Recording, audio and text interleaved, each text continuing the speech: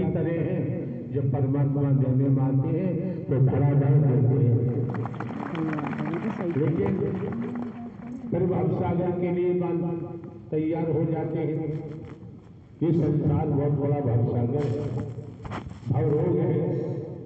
इस भवरोग से बचने के लिए हमें जहां भी हो आप श्री राम की भक्ति करें। शंकर ब्रह्मा विष्णु राम श्री कृष्ण देवी दुर्गा हनुमान जी की भक्ति करें, काली की भक्ति करें, गणेश जी आप भक्ति करो। यहाँ पाबंदी नहीं है, लेकिन मानवता का विशेष ध्यान रखें। सभी देवताओं ने मानव को प्राथमिकता दी है। अगर मानव पर हम दीवार लगाएंगे, मानव पर अपने महल बनाएंगे, तो हमारा नाम लंकापति रावण की तरह निश्चित है। और सुना आपने एकलव्य सबालक नाती रावण के घर की आने वाला, रावण का इतना भारी कलमा था, रहा नहीं कोई रोकने वाला। जब वो नहीं रहा तो आज के भी रहने वाले नहीं। किसके स्वरूप में आदमी किसको ब्लैकमेल करता है, मानसिकता बड़ी दूसरे से। पास आने वाला बड़ा हंस के आता है, लेकिन वही है मन में कुछ है और छुरी बगल में है। ये पता नहीं तेरा विचार तेरा कर्म तुझको और तेरे परिवार को लेके खा जाएगा, बचेगा नहीं। कर शैतानियत कितनी करेगा, आपने भी सुना है, हमने भी सुना। भले ही हम भिन्न भिन्न प्रांतों में नौकरी के लिए रहते थे, बड़े बड़े नामी यहाँ होंगे, किसके स्वरूप में हुए तो अच्छे कर्म का परिणाम अच्छा होता है, बुरे कर्म का परिणाम बुरा होता है। मौके बार बार नहीं मिलते हैं, समय बार बार प्राप्त नहीं होता है। जो जीवन मिला है, इस जीवन को सार्थक बनाने के लिए कितना सहज कर दिया। तो संत गोस्वामी जी ने कह दिया, नारायण साकार हरि की सत्यमय कथा जो दुर्लभ थी, शिव महापुराण में लेख आता है। पार्वती जी से शादी करने को उपरांत शंकर जी का जहां निवास रहा होगा, वैदिक काल के लेख में तो पहाड़ों का जिक्र आता है। ले गए देवी पार्वती को अपनी धर्म पत्नी, और जाते ही शिव पुराण का लेख है, समाधि में चले गए। अब बताओ, शादी करके ले गए तो पार्वती पर क्या बीती होगी, क्या बीती होगी। मौके बार बार नहीं मिलते हैं, समय बार बार प्राप्त नहीं होता है। क्यों? अगली सांस का किसी को भरोसा नहीं है। समाधि में चले गए। शिव पुराण का लेख कहता है 87,000 वर्षों के बाद समाधि टूटी। कितनी? 27,000 वर्षों के बाद समाधि टूटी। पार्वती ने देखा कि ना, इतनी लंबी समाधि किसके लिए? मैं तो आपका भजन करती हूँ। पार्वती जी ने कहा, मैं आपका भजन करती हूँ, आप किसकी समाधि में? शंकर जी ने कहा, जिनकी समाधि में जाता हूँ वो ब्रह्मांड के रचयिता है, नारायण हरि। हरि से ब्रह्मांड है, हरि से ही तो ब्रह्मांड है, हरि से ही समस्त देवी देवताओं का अस्तित्व है। इस पर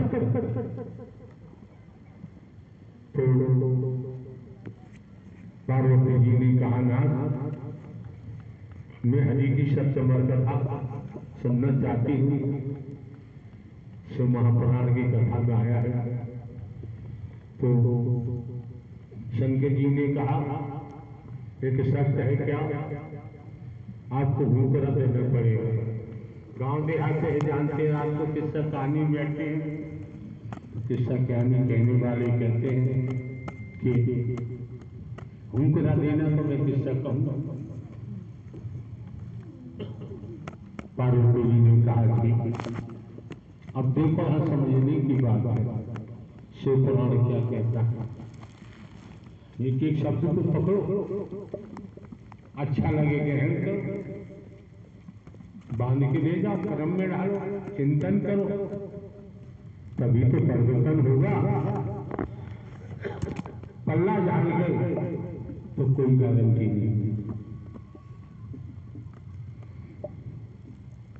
अब क्या हुआ, शंकर जी ने शिव पुराण के उल्लेख के मुताबिक 12-12 कोष चारों दिशा में देता कोई है तो नहीं, नारायण सप्तशती की कथा सुनने वाला कोई नहीं।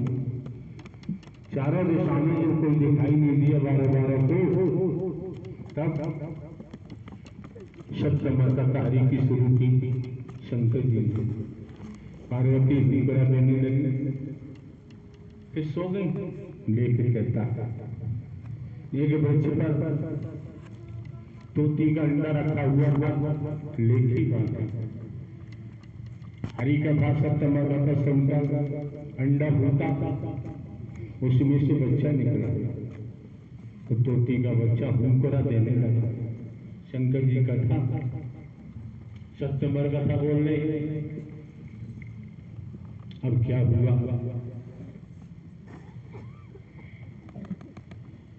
देखा पार्वती जी सो रही, भूखरा कहां से। मैंने 12-12 कोष चारों दिशा में देख लिया, कोई नहीं। जब निगाह पड़ी घोंसले में, तोती का बच्चा भूखरा दे रहा है।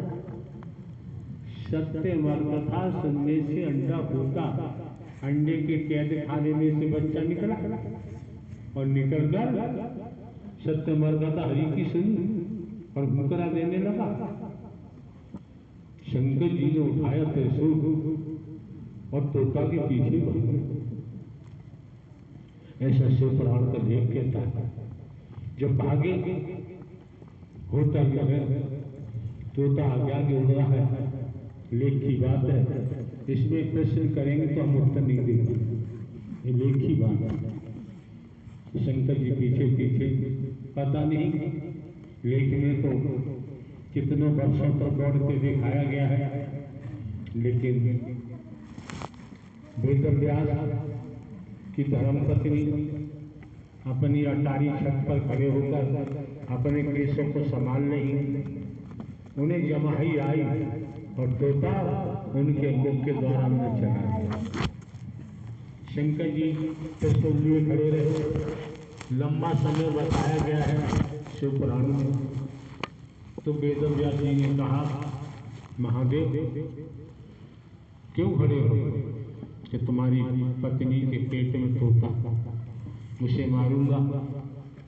तो वेदव्यास ने कहा, महादेव नारायण साकार हरि की कथा आपके मर्जी के बगैर सुनी तोता ने, इसलिए तो आपको क्रोध है, आप मानना चाहते हैं क्या। तब वेदव क्यों क्रोध में कुछ दिखाई नहीं देता, अच्छा बुरा। 2 थाल रखे हैं, एक थाल के पानी में हलचल है, एक समतल है, कोई हलचल नहीं। जिस थाल के पानी में हलचल है, आप चेहरा यूं करिए तो चेहरा दिखाई नहीं देगा। जिस थाल के पानी में हलचल नहीं है, चेहरा यूं करोगे आपको शीशे की तरह चेहरा दिखाई देगा। इसलिए क्रोध से बचे, गुस्सा से बचे, सब आप भूल जाए। तो ये स्मरण कराया वेदव्यास जी ने कि भोलेनाथ आप क्रोध में शांत हो जाओ। तब कहा कि जिस प्राणी ने नारायण शब्द हरि परमात्मा की सप्तमर्कता सुन ली, आप उसे मार पाएंगे। वो तो अमर हो गया, सुनने से अमर हो गया। यहाँ समझो हमारे पाएंगे। तब भोलेनाथ को बोध हुआ, सप्तमत का सुनने के बाद काल का भी वश नहीं चलता है। समर्पण होके चले सार्थक होगा, और समर्पण नहीं है तो कोई गारंटी नहीं होती। संत मत कहता है भोले बाबा लौट आए।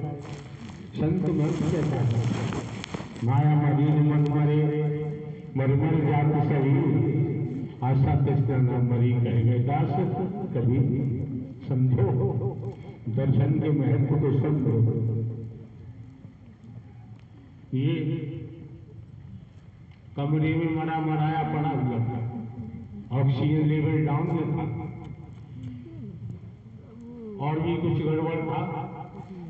जब यहाँ के लिए चले तो आ गए, कोई कमजोरी नहीं। क्यों क्यों कोई सज्जन बोल रहे थे अगर हमारा समर्पण परमात्मा को है उतनी ही मदद मिलती है, और समर्पण नहीं तो कोई गारंटी नहीं। हर कोई जानता है अग्नि सांस का भरोसा नहीं, भेदभाव की बीमारी मत बसो। अभी वो लड़का बोल रहा था हम भी चमार तुम ही चमार, जाति की बात में हम भी चमार तुम ही चमार, चमार ही जग संसारा है। कहते कबीर सुनो में साधो कौन चमड़ी से न्यारा है। हम भी धोबी तुम भी धोबी, धोबी ही जग संसारा है। कहते कबीर सुनो में साधो कौन धोबी से न्यारा है। संतों ने कहा कुछ नहीं, अंडरवियर बनान तो कभी धो ही लेते होगा। हम भी बेहतर तुम भी बेहतर, बेहतर ही जग संसारा है। कहते कभी सुनो गई सागर कौन बेहतर से न्यारा है। सुबह शाम जब भी शौच जाते हो पक्के हो जाते हो, और पेट में 24 घंटे भरा रहता है बेहतर। किससे घृणा करोगे, किससे नफरत करोगे। सभी में देखो ब्लड एक ही रंग का है। रचना हार रचना करने वालों रचना ही की है।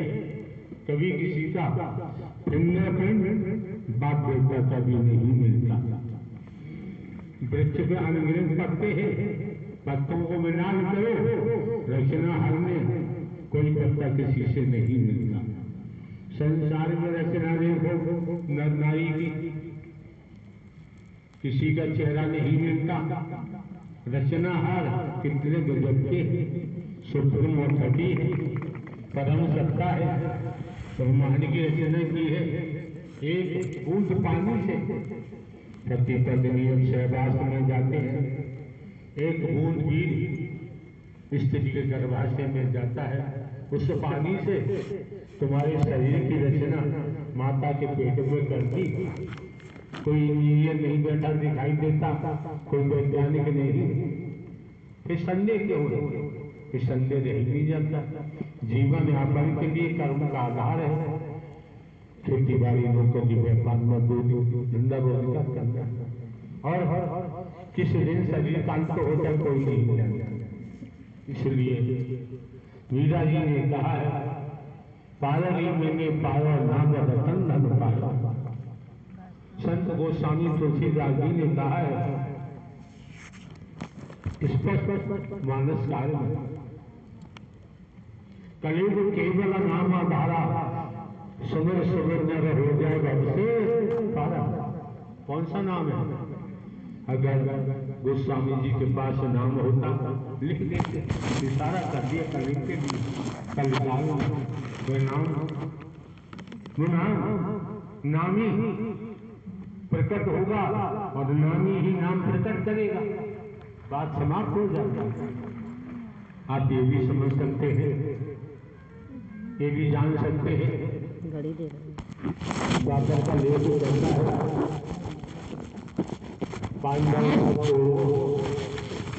भाई भराता भराता छोटे बड़े भाई की संतान किस किसने सकुनी में आग लगाई। कौरवों का पिता एक से एक बेटे बताते हैं, मन मेला हुआ, न्याय नहीं किया धृतराष्ट्र ने। श्री कृष्ण को क्या क्या नहीं कहा, लेके कहता है गीता ज्ञानदाता कहता है क्या हुआ। महाभारत के समय तो हुआ, दोनों सेनाएं आमने सामने हैं। श्री कृष्ण जी ने कहा होगा लेख की बात है, गीता की बात है, गीता संदेश है।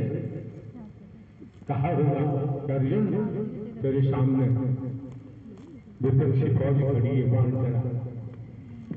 अर्जुन ने कहा होगा महानाथ मधुसूदन मैं किस पे बाण चलाऊं, मेरे सामने मेरे चाचा ताऊ नाना मामा सही संबंधी रिश्तेदार गुरुजन पितामह इनसे तो करूंगा। अगर मुझे भीख मांगनी पड़ी तो मैं भीख मांग के खाऊंगा, इसे तो नहीं करूंगा। लेके कहता है गीता ज्ञानदाता कहता है। श्री कृष्ण ने कहा सुने कि कुछ क्षण पहले मैंने तुझे कुछ बातें बताई, तूने मेरी बातों पर ध्यान नहीं दिया। अगर मेरी बातों पर ध्यान दिया होता इस समय तू नपुंसक नहीं बनता। आपको भी कुछ बातें बताई जा रही हैं, ध्यान देने देने आपका काम। अब क्या होता है समझो। श्री कृष्ण ने कहा जिन्हें तू अपना बता रहा है, कितनी बार तू उन्हीं का बाप रहा है, बिन बिनी में तेरे बेटे रहे, कितनी बार तमाम कामों समझाया और कहा ये सब मारे पड़े हैं, तू चला, तेरा धर्म है युद्ध करना, जीतेगा विजय श्री मिलेगी और सत्य धर्म में पराजय तो होती ही नहीं है। ऐसा श्री कृष्ण ने अर्जुन को बताया और कहा ये सब वाले पड़े हैं। अर्जुन ने फिर किया होगा, इतिहास होता था। तर्क में आया कि कहाँ मारे पड़े, कोई हाथियों पे सवार है, कोई रथों पे सवार है, कोई घोड़ों पे सवार है, सबके पास अस्त्र है, कहाँ मारे पड़े हैं। तब श्री कृष्ण ने कहा होगा अर्जुन ये सब एक कारण मरे पड़े हैं, मोह के कारण मरे पड़े हैं, काम के कारण मारे पड़े हैं। तू बाण चला, युद्ध करने वाला कोई और है। तो इस शरीर को निमित्त मात्र है, ये शरीर हरकारा चौकीदार बन के काम करता है, ये शरीर मार्ग है। अब आपको कौन बातें बता रहा है, इस तरफ ध्यान दें, इस तरफ ध्यान देना चाहिए। क्यों नारायण शंकर परमात्मा जन्मा अविनाशी है, न जन्म लेते हैं न मरते हैं। अनंत कालों के बाद नारायण साकार हरि परमात्मा भक्त आत्मा का मिलन हो रहा है, इसे समझने का प्रयास करो। ये समय नहीं समझे सब भटकते रह जाते और शरीरों की मौत निश्चित है, मौत तो होगी। भाषण देने वालों की जरूरत नहीं, भाषा की आवश्यकता नहीं। यहाँ केवल दर्शन के महत्व को समझे, वाणी के प्रभाव को समझे और सेवा के महत्व को समझे, जीवन धन्य हो जाएगा। अगर हनुमान जी ने सेवा न की होती निस्वार्थ तो आज हनुमान जी की पूजा नहीं हो रही, हनुमान जी का नाम नहीं आ रहा होता। हनुमान जी ने निस्वार्थ सेवाएं की है, राम के कार्य में खड़े रहे हैं। राम के कार्य में खड़े होने के बाद काम की